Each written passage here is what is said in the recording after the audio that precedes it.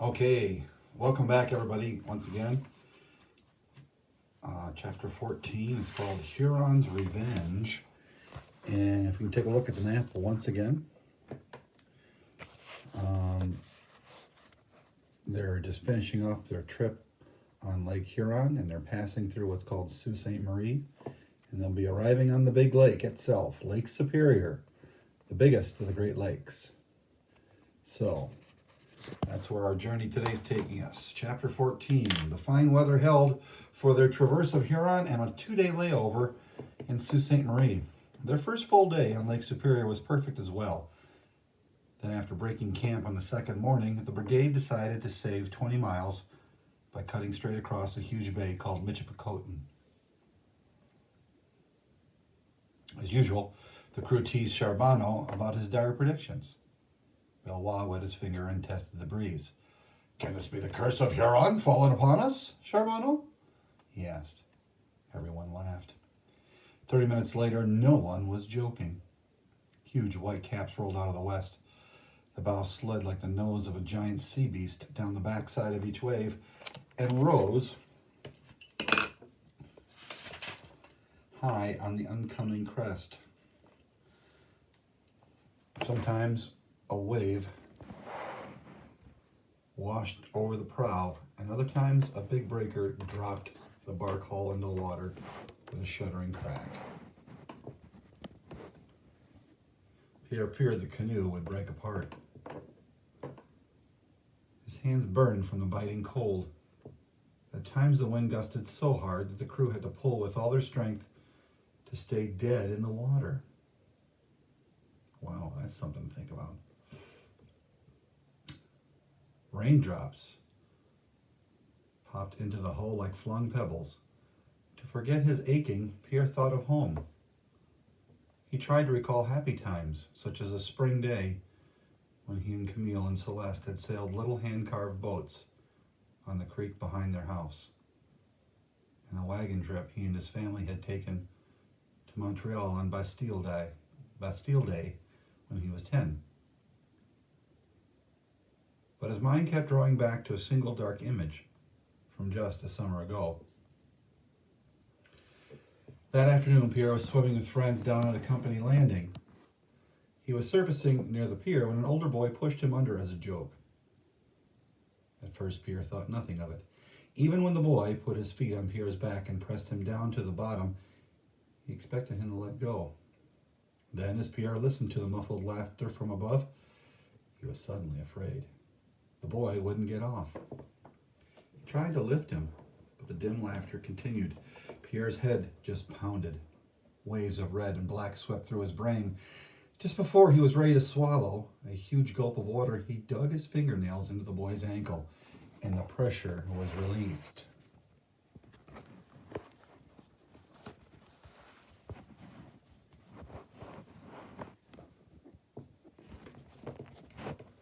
When he broke the surface and spit out a mouthful of brown river water, his friends pointed and laughed.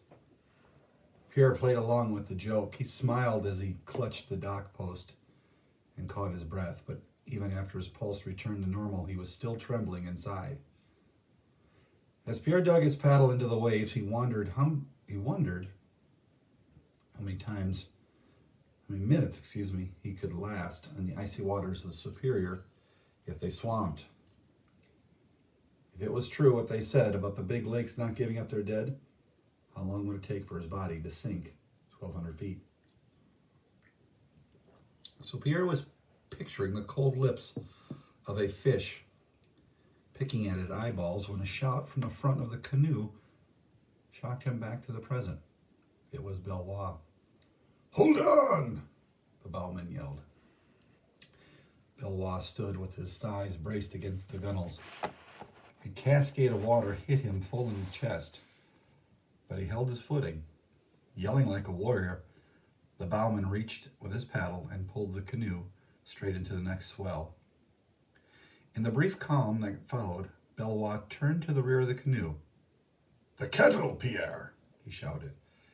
It was his duty as the youngest crewman. Pierre bailed while the rest of the men paddled with all their strength.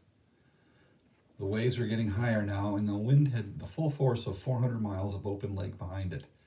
And what was worse, the brigade had to angle across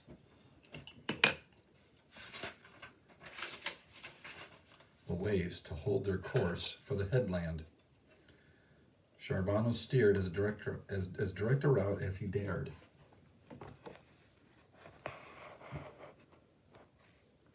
Knowing that the strength of his crew wouldn't allow a more gradual approach.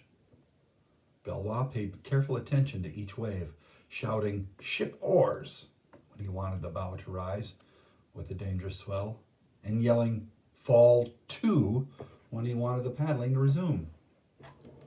So quartering into the waves was becoming more dangerous, and turning around and running into the wind to the eastern shore would be suicide. So turning to Charbonneau, Belvoir pointed with his paddle. "How about the island?" he shouted through the wind. There was no answer. Pierre turned. Charbonneau was studying the big island. Shrouded in mist, it was only slightly closer than the headland of Michipicoten Bay. The clear advantage would be a direct upwind course. "What do you say?" Belvoir called again. Charbonneau stared at the island and then at the north shore of the bay. Emile and several other crewmen turned now, but no one spoke. There would be no survivors if they swamped. Finally, Charbonneau nodded. "Signal McKay!" All 5 canoes turned upwind and headed straight for Michipicoten Island. They were no longer in danger of broaching, but they still had to struggle against the waves.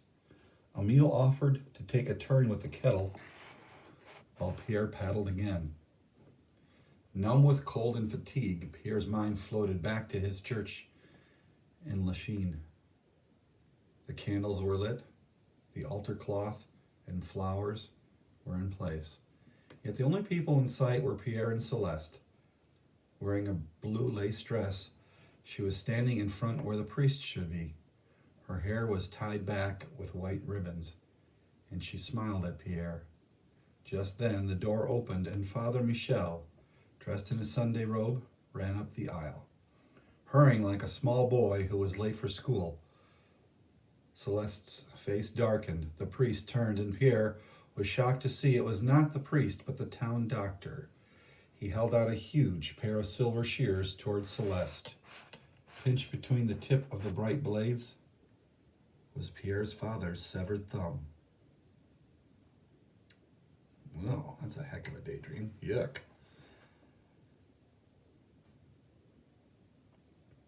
Pierre lurched forward, ignoring the command to ship oars. He'd taken a paddle stroke in empty air. "Whoa!" Charbonneau exclaimed, reaching with his paddle to keep Pierre from pitching sideways out of the canoe. "Stay in the saddle, son!" Just then there was a sickening crack amidships as the canoe was caught on double crests and lifted both the bow and the stern.